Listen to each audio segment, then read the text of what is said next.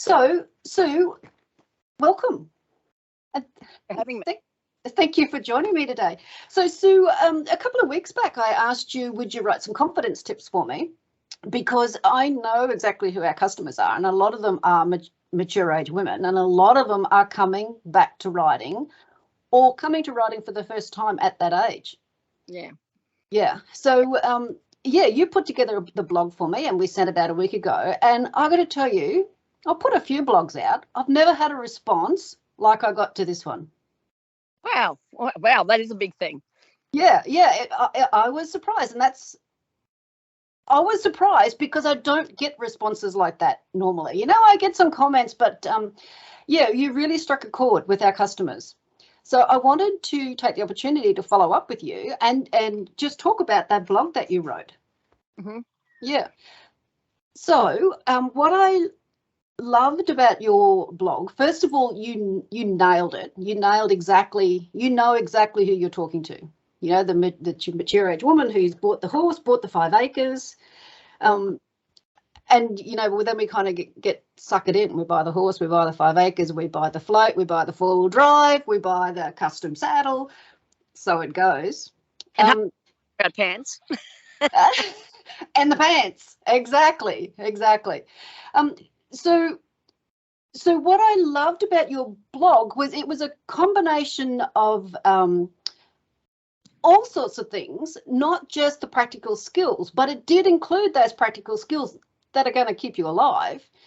But you included those like the breath work that you talked about, the I call. That's important. That's really important. The breathing is more important than people realize, and they should practice it before they get on. Yeah, that's the 4 square. And what they don't understand is I compete, and they all think I'm brave and whatever. I'm no braver than anybody else. I just don't quit. So the breath work, I actually do that. I breathe into my belly and breathe out so that I actually get my transitions at Marcus. And why that works is my horse stays calm and it keeps him switched on to me, not what's happening outside. So the breath work actually, and of course, if you're breathing, it makes you deeper in the saddle. You're safer if you're deeper in the saddle. And what people don't get is when they get nervous, they look down and they hunch their shoulders. And the moment they do that, they cut off their oxygen supply. So when they cut off their oxygen supply, they think they're scared and panicking, and they could be. But lack of air is the same as thinking you are gonna die. So your body reacts the same, and then instead of the human going, oh, that's because I'm sitting in a bad position, they go, oh, it's a horse, I'm scared. It's like, really? If you open your shoulders and look up and suck in some air, you won't feel like that.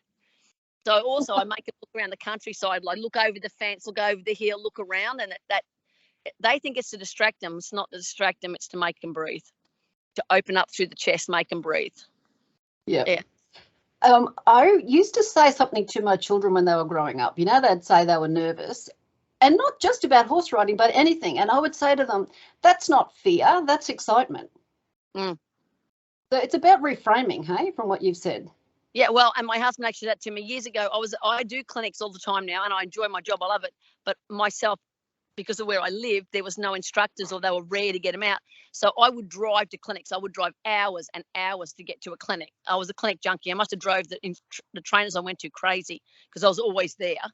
I worked to pay for the fuel, the camping, and the next clinic. And I took years off showing just to do this. And I would say my husband wouldn't come all the time, and occasionally he'd come, and I'd go, I don't know why. I do so many clinics, and I'm still nervous. And he'd go, you're not nervous, you're excited. Like it was obviously, oh my God, she doesn't even know. And one day I went, you're right, it's excitement. Because I'm riding with my friends. I'm going to see my friends. I'm going to ride and learn something, which you do. So yeah, you are right. What you told your kids was right. And I do tell my ladies that too. Don't think of it as nerves all the time, because it's not. And the two things are close. They're absolutely so close. It's that reframing. You just come back, go again. Yeah. So let's take it from the top and go through this blog post that you wrote for us on the confidence tips. The first thing you say after acknowledging that they, bought the horse and bought the acres, you go on then to talk about which horse. Yeah. You want to expand on that? Yeah, that's a tough one. Okay. I have them some of them are great now. They'll ask me their advice and we look for the horse together, or I'll put input into it. And others will sneak off and buy their dream horse, and that's lovely, except your dream horse when you're 20 and your dream horse when you're 60 or even 45, 50 is two different things, especially if you can't ride every day. So I'll have them sneak off and they'll buy that gorgeous Palomino with the flowing mane and tail that's 3 years old and just broken in, and you go, oh my God, they're going to die. And I actually like my clients. I don't want any of them dead. I want them alive. I like their company. I'm very fortunate. I have lovely people around me all the time. And then most of the time, I don't know why women do this particularly. Men will go, this isn't working. Let's get another one, move on, buy a horse that suits. Where women go, I love him. And they'll stick with this horse that is not suitable and is getting naughtier and naughtier. And you'll say to them about it and they'll go, but he wasn't when I bought him. It can't be me. He must have been drugged. They lied. He didn't work him. It's not their fault. And unfortunately, it is their fault some of the time, not all the time. Don't know what did that. But why it's their fault is because they've loved him up. There's no discipline. And like a child, you don't have to bash him, but there's got to be boundaries and a line in the sand. They bought a young horse and now he's a pet like my fluffy little black dog you just saw, but he's not. He's 600 kilograms and he can kill them. And they're letting him swing his bum into them and nibble at their arms. And that little 3-year-old grows into a naughty 4-year-old, a worse 5-year-old, and now 6-year-old. And that horse needs a better rider. And not saying they're bad riders, but if they've lost their confidence or they're a professional woman, they've got a job that they cannot get out of that definite 5-6 days a week, long hours. They've only got 1 day a week to ride. Buy the old safe one. He may not be as pretty. Maybe his back's not as high or his coat's a bit shaggier. But honestly, when they stick in this relationship, and I've had my clients who are watching who have done this will go, she's talking about me. Maybe you're taking some bits from each of the ones that have done this. I say to them, this is like a domestic violence. You say you love him and he's hurting you, not intentionally, but you're not the right fit. This is not the right fit and you're staying here and he's killing your heart, your love, your desire for the ride. And for some reason, women feel guilty. It's like we develop guilt. I can't not do it because I'm guilty if I sell him. The worst one is when they say to me, no one else will care for him the same as I do. And I go, stop. Because I don't know anyone, well, they're not in my realm because I won't let them stay there if they do not look after their horses and care for them. So most people, cruelty is actually not the norm. Most people care for their horses and love them. So they will sell them to someone who loves them. They will sell them to someone who cares for them. And there's a better horse out there, but he just might cost more. You know what? That 10-year-old, 15-year-old that's been worked is worth the money on it. I'm not being rude and saying you got to pay a lot of money, but someone else put their life at risk and rode those thousands and thousands of hours to make that horse well-mannered and safe. And like a well-mannered child, who's always, all through their life, the well-mannered child is always welcome in society, so is a well-mannered horse. I couldn't agree with you more. And what you've just said, I've been there. I bought the young horse with the, the liver chestnut, shiny coat, just broken. I've been there. I've been that person, and I ended up miserable. And I remember a guy said to me one day, Colleen, you need a fresh start. And quite frankly, so does that horse. And I really got the little smack that I needed then, and you're right. Sometimes we do flatter ourselves thinking that we can give the horse the best life. And look, let's face it, horses don't want to be ridden. That's the truth of the matter. I compete. I love competing. I like teaching. Most of my girls want to ride. But the horse would rather be in the paddock eating grass. We know that. So we have to make their life as fair. Fair. We've got to be firm, fair and friendly. So we replicate their herd, but we are the dominant member of the herd. It's a partnership, 60-40%. Yep. So let's just back up the truck there. For, a woman coming back to riding after a good break, 20, 30 years break, or coming to riding for the first time as a mature age woman, what's the perfect horse? The ones that I won't sell. So, well, no, they're out there. So they're not, an old competition horse is a good horse. And by that, I don't mean that he's won a lot even, but he's been carted around to shows and clinics. He loads in the float, he unloads. He's had rugs off and on him. He's good with the farrier. Now that sounds like your unicorn. It's not a unicorn. They're out there. So a horse, he may not be. Now this is where people don't agree with me. He doesn't have to be 100% sound. You know what? I'm not 100% sound, and I hope people don't reject me because my hips hurt occasionally and I've got a bunged up shoulder. So he doesn't have to be. Get a vet check. And when you get a vet check on this horse and the vet says, this is what's wrong, you say, how will it affect him? How do I maintain him? So I'm riding an 11-year-old now I've had since he was a yearling. He gets Penazan. Yep. So, yeah, I maintain him as best I can so he lasts me. And those horses that get carted around, and that's something else. If you're nervous, you should do what you're scared of, but within reason. You push your comfort zone just a little bit all the time, a little bit, you don't, so that you'll get braver with it. So put your horse on the float. Go somewhere with him. Okay. So the perfect horse is something that's got a little bit of age on it and a ton of experience, basically. And you know what? A 15-year-old horse is going to last you, sorry, something just bit me in the ear. It's probably going to last you another 10 years. I would hope so. Yeah, here's the facts. You pay the money for that horse, and you go, oh, but he's old. Well, I've got a 30-year-old mare, and she doesn't look like dying soon. Kind of oblige, if you look after them, they will not oblige with an early death. They will last. I agree. You know, we tend to think that horses are approaching retirement at 18. No, they're not. Well, I've got a younger horse here that hasn't been ridden a lot, and he is not as sound as the 11-year-old that is ridden all the time. The correct riding is keeping him supple and loose and moving.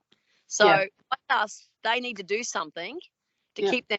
If you've bought that horse between the 12, 15 to 18 years old, and you ride him consistently with your friends, and you have a good trainer who the exercises are correct and you're riding him right. If you ride a horse correctly, you are riding him for longevity, and that goes like good farriers and things too. But longevity is from keeping him moving correctly. It helps if you ride him off the forehand and forward, and he's using his hocks. He's not going to break down the front legs, or if he's got sore front feet or sore front knees, the weight's not there if you ride him correctly. So you put the weight back. So correct riding helps, and if you want to just trail ride, that's fine too. I don't have a true religion with horse sports because I've done a lot. Yep. So what you're saying there is you can actually ride that horse sound. If you ride it correctly, and as you say, it's about longevity then. Yeah. So So we've talked about the perfect horse. Let's talk about the perfect trainer. Okay. About that. So what you mentioned in this blog was that talk to the people at the clinics, talk to the ones who are progressing, and get their recommendations. But you mentioned in there that the right trainer for someone might not be the right trainer for someone else. That's true. For myself, as I said, I've got very loyal clients. They're great. I push hard. Some people don't like that. They want to be coddled and nursed along, and the girls were laughing at me today, like, no sympathy there from Sue. I was like, no, what I want you to have is resilience. And if I am too nice and coddle you, you won't have resilience. Now, it's nice that I love you and want you to ride, but if I'm too nice to you, you're not going to be able to look after yourself on your horse. You got to bounce back because things are going to scare you. You're going to have frights. You ride a horse, chances are you're going to fall off. We try not to, but so I am not the softest trainer, even though I have a lot of women that have had major accidents and big frights, and they come to me and I help them the best I can. Now, before this, I actually spoke to one of my lovely ladies who, by the way, wants some more of those green pants. I've told her sold out. Anyway, and because she's one of the ones I've had from the beginning, and she had a major accident, like a bad break from a horse. And another trainer, who's one of my dear friends, she went to her for a lesson. This trainer wouldn't ride the horse. She said, I picked my battles and wouldn't ride it, and told her to send it to another trainer who didn't quite do what he needed to do. She needed this horse trail ridden. He rode it in an arena. The horse was quiet, and he pointed out that it was quiet. She came home, did what she did, not arena work, trail rode him, and he hurt her badly. So my friend picked it. She could read the horse, and that's what I was talking to this friend, and she said, why I stick with you is you seem to be able to read the horse and the rider, and you know how far to push. Sometimes I push them quite hard. and then you've got to back it off and be nice. It's like rebuilding. You break them a little bit and you rebuild them up, break it. And that's the comfort zone thing I was talking about. I tend to push them to the edge of their comfort zone or out, and then we bring it back until they can cope. Also, I think I think my age is an advantage. I think the fact that they see me riding at my age, and I will hop on, not a lot of horses, but I hop on other people's horses. I've just bought myself a weanling. So obviously I'm going to be riding a young horse again, and I will ride. I ride and I train and I show, and that actually lets them know it's possible. That lets them know that what I do is viable and possible at their age. If they do it with a logical, practical way, not your heart. My heart said my horse lives on licorice and cuddles, but I also discipline him, and I want them to understand that there's got to be this balance. When I say firm, fair, and friendly, when we watch our horses in the paddock, when they're firm, they are horrible to each other in the paddock. But they put each other in place. But when it's finished, there's no grudges. And so basically, what I'm hearing you say is it's no different to our children or our dogs. We have a responsibility to turn out a decent citizen. Yeah, we do. We do. Definitely. So I happen to know, because I talked to them, that your students, they actually love you. And one of them said to me, well, she didn't say it to me. She did. She emailed me and reiterated, but told me that she wouldn't be riding if it wasn't for you. Yeah. That you picked her up, propped her up, and, pushed her off again. I tell her that she rides because she's more scared of me than the horse. But actually, in actual fact, that's not actually the case. I know the student you're talking about. She is delightful. And I can tell you, we've had some hard times, but I've told her, I'll chase you with the whip if you get off, not this moment. And then we got her working her old horse, and then we've got her on a young horse. And today I rode with her this morning because I know who she is. And I watched her do her first true travers on her new horse and went, oh my God, because I remember when she bought him trying to bail out at a canter a couple of weeks, he couldn't be ridden when she first bought him, but he'd been in work a couple of weeks. She brought him to a clinic and she was going to bail at a canter. I'm going, get back on, because she was half off. And then today she's cantering him confidently and doing a travers and pushing him around. But she listened. And so that's when I spoke to, because I said, so why did you stick with it? And she said, first of all, not only did I push her out of a comfort zone, but she could tell that I knew how far to push her horse and how far to push her. And she understood. And then the biggest thing she said was she trusted my judgment, because she watched me. I rode her horse sometimes, and she watched me with other clients. So watching me push them when she's uncomfortable, she watched me push them and make them uncomfortable and bring them back. So then she started to realize that I had judgment.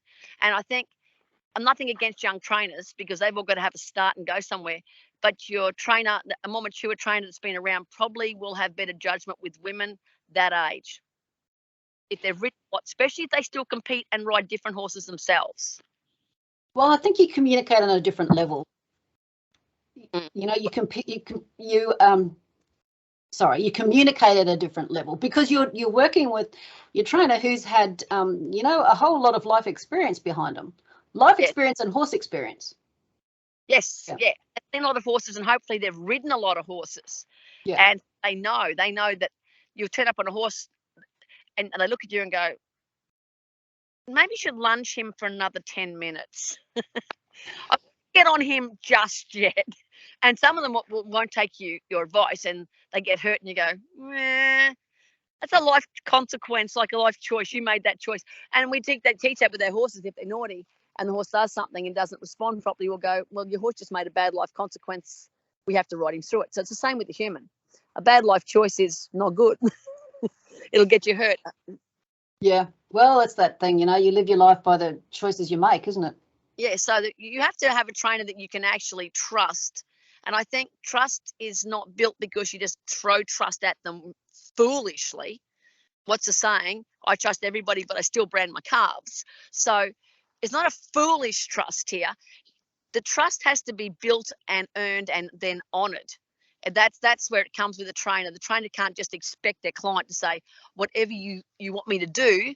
There's got to be something behind that where they can see. And that's up to the trainer, because as we all know, anyone in our day and age in this country can hang out a shingle and say trainer or coach. And I'm not going to change that because I don't have qualifications. I'm not an EA instructor or anything like that. But they need to have something behind them, whether it's their wins on the board. Very wise horseman, Ian Francis, actually says you're as good as your last win.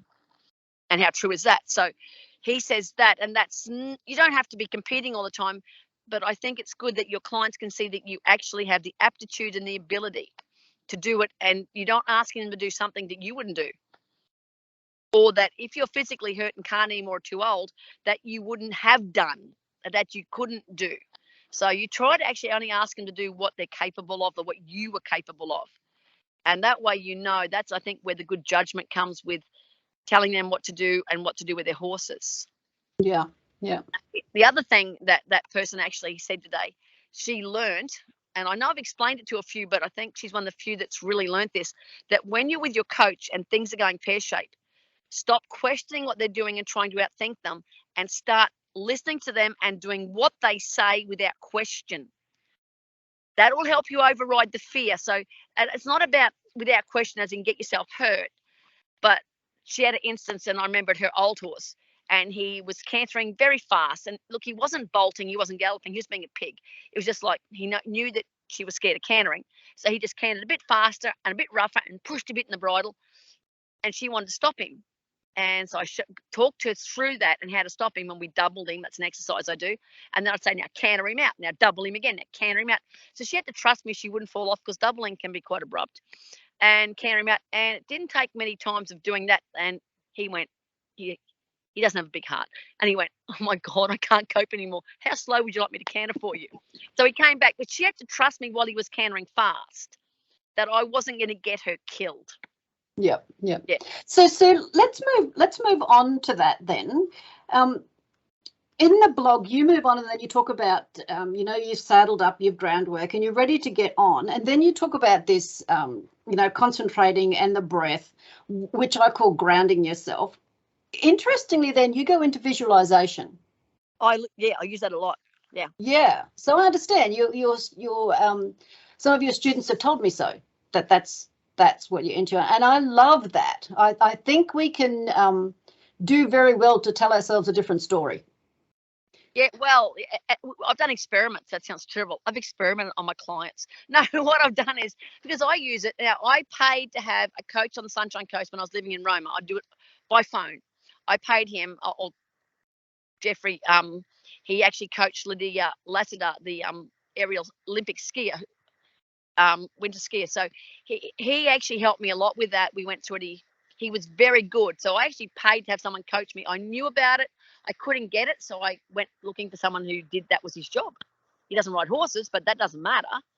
And we did some interesting experiments where I was raining at the time, and he'd say, "What do you got a problem with?" And I'd tell him. He wouldn't understand. He'd say, "Who do you admire?" So I'd tell him the trainer I admired. He'd say, "Give me a sequence to go through it," where then I'd turn the horse around as that trainer, and then go outside, like visualize it, then go outside, hop on the horse and do it.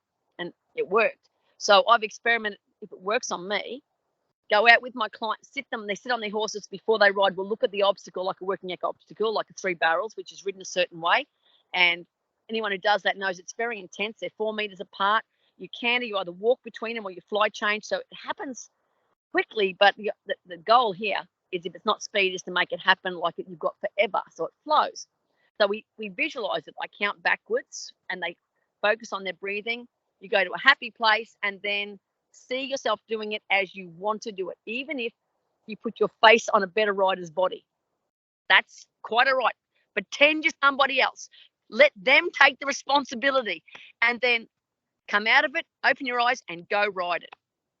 Yeah. And amazing. I'm sitting there watching them, and they're getting it. So I've got a intro or a PP rider, and he's doing a Deb W set of barrels. So I was like, he just walked his transitions. He didn't trot at all. Oh my God, it's like, this works. So yeah, I've experimented on my client. I tell them, don't worry. I do say, I just want you to try this and see how this goes. Mm-hmm. And practice visualization more often. Yeah. So he was a mindset coach. Yes. Yeah. And of course, we've all, watched the Olympics and heard about the Olympians who've actually been through that race hundreds of times. Like, they've visualized that race hundreds of times. So they've won it hundreds of times. So yeah, what you're saying makes a lot of sense. I think we can all do well to remember that and put it into practice. Yeah, Yeah. it does. I'm going to walk you back to the house. Hopefully, I don't lose you. I came out to the arena because I have phone service where I live on the arena. And it's getting dark. Oh, yeah, winter. If I turn you around behind me, can you see the sunset? Yes, I can. It's beautiful. Yeah, absolutely beautiful. So, but I'll see if we don't lose it. Even if I walk it back to the shed and put the shed light on behind it. My service here is terrible. Yeah. So we'll wrap it up soon anyway. Just one more thing though. You do a lot of the visualization, but even in this blog post, you've blended it beautifully with practical skills. And you mentioned the doubling before. Doubling, I guess, is what I would call bending to a stop. No, we don't stop. Ah, okay. So bending to a lower gait. I take a rein and I take the horse's nose, and people don't get it. They don't take it up. I want the rein. I want the horse to be bent, as in bend the neck. So the rein is taken wide back to your hip or your belt loops on your hip. Now that's important, not into your crutch, not against the neck, because when you get that straight line back to your crutch or up your front, you give the horse a lovely lever to push against you. So you help him be naughty. In fact, you may even encourage him. So when you take it around and bend him, as you know, like one rein stop, bending him like that, you break some of the power. But what we do then is, first of all, bend, sit deep in the middle, and then we slide that inside leg back and we just move the hip until he walks quietly. Got it. Yeah. And he could be counting now. And people always, they get angry, so they want them to trot, but they push him and you go, no. Breathe in, breathe out, be calm, let him walk. As soon as he steps over walking, canter or trot out of again, and you have to do it again in 2 strides, doesn't matter. But you do that a few times and the horse goes, holy hell, I don't want to be involved in this. Also, it gives you a way of controlling a situation, because horses they learn. Like, I love it. We go back to working it because there's obstacles, and you would have felt this in the past. I know you understand the sport. Horses will be naughty and they'll pick an obstacle and they'll pretend they're going to lay on it or walk over it to make you get upset with them, because they know then you stop riding them correctly. You start worrying about what they're doing, not about what you want. And I say to people, it's a plastic, it's a cone. It bends. You can't hurt it. You can't hurt the horse. We've got our slalom poles and we've got lovely ones on rubber bases. You can't hurt the horse. Let him knock it over. Who cares? Knock it over. And once you've doubled him and he's hit it a few times and you've trotted or loped off, he goes, oh, that didn't work. And he becomes compliant. Also, it softens them. It really gets them soft because it's a nice bending exercise. It becomes a lot softer. So that works. Yeah. So doubling is a good exercise. I use it a lot. It's not a one rein stop. It's close. Yeah. I just find one of those very useful tools to have. Yeah. So you're just about in the dark there. I'm just walking up to the house, and I haven't lost you, so it's quite good actually. And I want to go and do a session with one of my horses. So we might wrap it up here. Okay. Fine. So I want to thank you so much for your time today. I really appreciate it. Oh, it was lovely you having me. I'm very flattered.